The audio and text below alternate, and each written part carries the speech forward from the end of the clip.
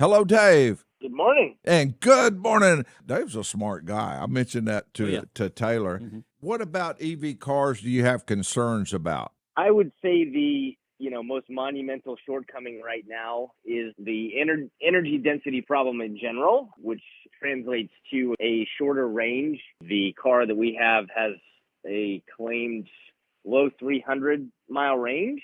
That equates on Atlanta highways to about 250 miles. The lack of total range is definitely one big issue. And on top of the other big factor that a lot of people don't think about is when you've got an ICE car, people will just run their cars a lot lower, and thus they get a lot more of their total available range, if you will, versus a EV vehicle where you really can't run below 30 or 40 miles or the range anxiety really starts kicking in hardcore.